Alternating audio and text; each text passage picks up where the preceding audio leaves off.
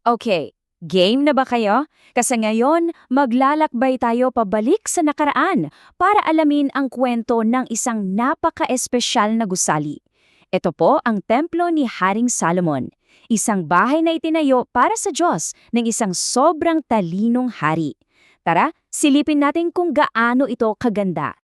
Paano nga ba magtayo ng bahay para sa Diyos? Hindi lang ito basta bahay ha. Isipin nyo, parang isang palasyo ito para sa pinaka-espesyal na hari sa buong mundo. Wow, di ba? Grabe ang laking project niyan. Pero alam nyo, ang buong ideyang ito ay hindi nagsimula kay Salomon. Nagsimula ito sa isang pangarap. Ang pangarap ng tatay niya, si King David. Matagal na niyang gusto na magtayo ng isang permanenteng bahay para sa Diyos, isang talagang special na lugar kung saan mananatili ang kanyang presensya. At yung lugar kung saan ito itatayo, sobrang espesyal din, sa bundok Moraya. Alam nyo ba, itong lugar na ito, dito mismo sinubok ng Diyos ang pananampalataya ni Abraham. Dito rin nanalangin si King David at sinagot siya ng Diyos. Kaya naman, parang ito na talaga ang perfect spot, di ba? Isang sagradong lugar. Okay, so paano na nila sinumulan ang construction? Dito na tayo sa part na medyo misteryoso. Kasi may isang bagay na sobrang kakaiba sa pagtatayo ng templong ito. Grabe, inabot ito ng 7 taon. Imagine, 7 years. Ang dami-daming taong nagtulungan para mabuo ito. Mula sa pundasyon na gawa sa mamahaling mabato, tapos yung pag-shape ng mga kahoy galing pa sa malayo, hanggang sa paggawa ng lahat ng gamit na ginto at pelak. Ang tagal, pero sobrang sulit. Pero sa loob ng 7 taong na iyon, may isang rule. Isang sobrang kakaibang rule na sinunod nila. Handa na ba kayo para malaman kung ano yon? 0. Tama ang nabasa nyo. Ibig sabihin, wala kayong maririnig na ingay ng martilyo, palakol o kahit anong bakal na gamit doon mismo sa site. Diba ang weird? Paano nangyari yon? Kasi ang bawat piraso, ang mga bato, ang mga kahoy, inihanda na nila sa ibang lugar. Perfect na ang sukat pagdating sa temple site para na lang silang nag-a-assemble ng isang higanteng puzzle. Ginawa nila yon bilang respeto para mapanatiling payapa at banal ang lugar. At ang kinalabasan? Wow, as in, nakakawaw talaga. Isipin nyo na lang, yung mga pader, puro inukit na kahoy at nababalutan ng kumikinang na ginto. Lahat ng gamit, ginto rin. May mga mamahahaling bato na nakadekorasyon. Tapos, may giant water basin na pinapasa ng 12 estatwa ng baka na gawa sa tanso. Grabe, sobrang ganda siguro noon. So, tapos na ang 7 taon ng tahimik na construction. Anong kasunod? Siyempre, party. At hindi lang basta-bastang party, kundi ang pinakamalaki at pinakamasayang celebration ever.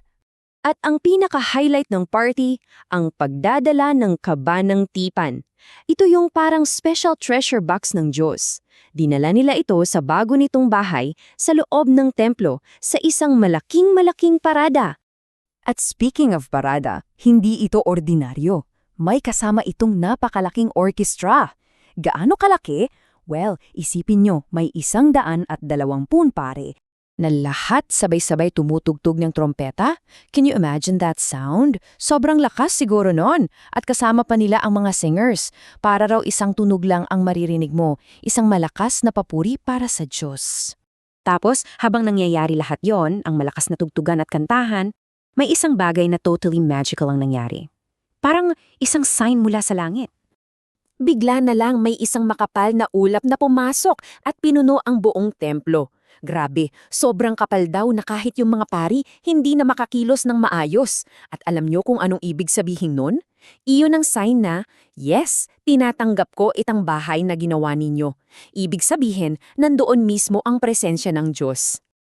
Okay, mula sa sobrang ingay at saya ng party, biglang nag-shift ang mood. Pumunta tayo ngayon sa isang mas tahimik at personal na moment, yung pag-uusap na King Solomon at ng Diyos. Si Solomon, siya ang pinakamakapangyarihang hari noon, di ba? Pero umakyat siya sa isang platform at sa harap ng lahat ng tao, anong ginawa niya? Lumuhod siya para magdasal. Ipinapakita lang nito kung gaano siya ka-humble sa harap ng Diyos. At ang prayer niya, hindi ito puro, Lord, bigyan mo po ako nito, bigyan mo po ako niyan. Hindi! Ang ganda ng dasal niya. Nanalangin siya para sa lahat ng tao. Hiniling niya na sana pakinggan ng Diyos ang lahat ng mananalangin sa templong iyon, kahit pa taga-ibang bansa sila. Humingi siya ng tawad para sa mga pagkakamali, tulong sa oras ng problema, at naaalala ng Diyos ang mga pangako niya. Ang puso niya ay para sa lahat. At guess what? Sinagot agad ang dasal niya. Paano? Isa pang milagro, biglang may bumabang apoy mula sa langit at sinunog nito ang mga handog sa altar. Wow, yun ang pangalawang sign na, okay Solomon, narinig ko ang dasal mo. At para mas malinaw pa, nagpakita pa ang Diyos mismo kay Solomon sa isang panaginip. At sabi niya, pinili at ginawa niyang banal ang templong yun, at ang kanyang mga mata at puso ay nandun magpakailanman. Ibig sabihin, lagi siyang nakatingin at nagmamalasakit sa lugar na iyon. So, sa huli, ang templo ay hindi lang isang magandang building na puno ng ginto. Dahil sa dasal ni Solomon, naging tahanan nito para sa lahat. Isang lugar kung saan kahit sino ay pwedeng lumapit sa Diyos. Dito tayo mapapaisip, di ba? Ano kaya ang dahilan para maging special o banal ang isang lugar? Yung ganda ba ng building? O ang mga taong nagdadasal doon ng buong puso? Magandang pag-isipan yan.